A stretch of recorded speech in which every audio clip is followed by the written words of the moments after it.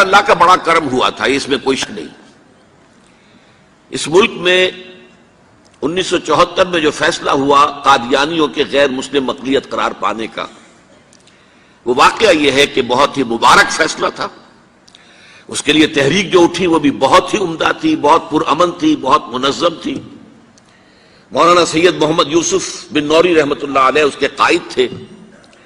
کوئی سیاسی لیڈر جو ہے اس میں نمایاں نہیں تھا، خالص دینی تحریک تھی۔ پھر اس وقت ہمارے ہاں حکمران ذوالفقار علی بھٹو، حالانکہ خالص سیکولر ذہن کا آدمی، اور قادیانیوں نے اسے سپورٹ کیا تھا 1970 کے الیکشن میں۔ قادیانی سمجھتے تھے وہ تو ہمارا اپنا آدمی ہے، لیکن اللہ تعالیٰ نے اس کے ہاتھوں لیکن بہترین طریقے سے، جس پر اعتراض کیا ہی نہیں جا سکتا، پارلیمنٹ کے ذریعے سے فیصلہ کر رہا۔ کوئی آرڈیننس نہیں تھا، کوئی حکم جو ہے، فرمان جو ہے وہ ایشو نہیں ہوا تھا، پارلیمنٹ کے ذریعے سے۔ اور پارلیمنٹ کی ایک کمیٹی بنائی گئی جس میں کہ موقع دیا گیا کہ قادیانیوں کے سربراہ بھی آ جائیں، لاہوریوں کے سربراہ بھی آ جائیں۔ یہ دونوں سیکٹ جو ہیں قادیانیت کے، پہلے قادیانی تھے، اب وہ ربوائی ہیں، ربوے والے ہیں۔ لاہوری جیسے پہلے لاہوری تھے، آج بھی لاہوری ہیں۔ ان دونوں کے سرکردہ لوگوں نے آ کر وہاں پر اس کمیٹی کے سامنے پیش ہو کر بیانات دیے اور کہا، کھل کر کہا۔ ناصر احمد اس وقت جو ہے خلیفہ تھا ان کا، مرزا طاہر احمد کا غالباً بڑا بھائی مرزا ناصر احمد۔ انہوں نے کہا ہم نبی مانتے ہیں، غلام احمد قادیانی کو ہم نبی مانتے ہیں، ڈنکے کی چوٹ کہا۔ لہذا اس کے بعد پارلیمنٹ نے فیصلہ کیا یہ غیر مسلم ہے، اور صحیح فیصلہ کیا۔ لیکن یہ فیصلہ ادھورا ہے، یہ بات آج میں پہلی مرتبہ کہہ رہا ہوں، اسے نوٹ کر لیجئے۔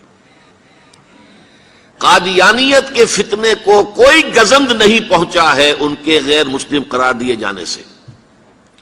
وہ فتنہ جوں کا توں پنپ رہا ہے، جوں کا توں پھیل رہا ہے، جوں کا توں وہ اپنے سرطان کی جڑیں پھیلا رہا ہے ہمارے معاشرے میں۔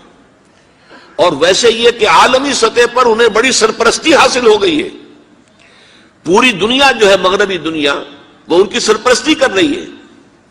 لیکن یہ کہ اندرون ملک بھی اس فتنے کا قلع قبا اگر ہو سکتا تھا تو صرف اس وقت جبکہ اس فیصلے کا جو قانونی اور منطقی تقاضا ہے وہ بھی پورا کیا جاتا، اور وہ یہ کہ مرتد کو قتل کی سزا دی جاتی۔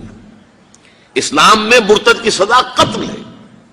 وہی میں نے آپ سے عرض کیا، حضرت ابوبکر صدیق کے زمانے میں کیوں قتال کیا گیا، اور جتنے بھی لوگوں نے نبوت کے دعوے کیے انہیں کیوں قتل کیا گیا ہمیشہ اسلام کی تاریخ میں۔ لہذا مرتدین کی سزا، سزائے قتل جب تک نافذ نہیں ہوگی، اس فتنے کو کوئی گدن نہیں پہنچے گا۔ بلکہ وہ تو اپنے آپ کو مظلوم سمجھتے ہیں اور مظلوم کی حیثیت سے پیش کرتے ہیں۔ اور ظاہر بات ہے کہ وہ سارے شاعر، چاہے آپ آرڈیننس نافذ کر لیں، لیکن ان کے جمعے کی نماز ہوتی ہے۔ یہ ٹھیک ہے کہ وہ مسجد کی شکل نہیں بنا سکتے، ماڈل ٹاؤن میں ایک بڑی کوٹھی کے اندر ان کا جمعہ ہوتا ہے، ان کی عیدیں علیحدہ ہوتی ہیں۔ وہ سارے شاعر اسلامی کو استعمال کر رہے ہیں، اور الٹا مظلومیت جو ہے اس کا لبادہ اوڑھ لیا ہے۔ جیسے دنیا میں یہودیوں نے ہولوکوسٹ کی مظلومیت کا لبادہ اپنے اوپر اوڑھا ہوا ہے۔ ہم جو چاہے ظلم کر لیں نوع انسانی پر، ہمیں کوئی گدن نہیں پہنچا سکتا، اس لیے کہ ہم نے اتنا بڑا ظلم سہا تھا۔ ہولوکوسٹ ہمارے 60 لاکھ آدمی جرمنوں نے ختم کر دیے تھے، تو ہم اگر 8-10 لاکھ مار دیں فلسطینی یا کوئی اور عرب یا اور مسلمان تو کون سی بڑی بات ہے۔ اسی طرح قادیانیوں نے مظلومیت کا لبادہ اوڑھا ہوا ہے، اور ان کو کوئی گدن نہیں پہنچا ہے جب تک کہ قتل مرتد کی سزا یہاں نافذ نہیں کی جائے گی۔ اس میں یہ ہونا چاہیے تھا کہ جس روز میں یہ فیصلہ ہوا، ڈکلیئر ہو جاتا ساتھ ہی، اب تک کے جو قادیانی ہیں آج کے اس تاریخ سے فیصلے سے پہلے وہ تو اقلیت قرار پائیں گے، انہیں قتل نہیں کیا جائے گا۔ لیکن اس فیصلے کے نفاذ کے بعد جو شخص بھی قادیانیت اختیار کرے گا، اس پر قتل مرتد کی سزا، اس کی حد جاری کی جائے گی۔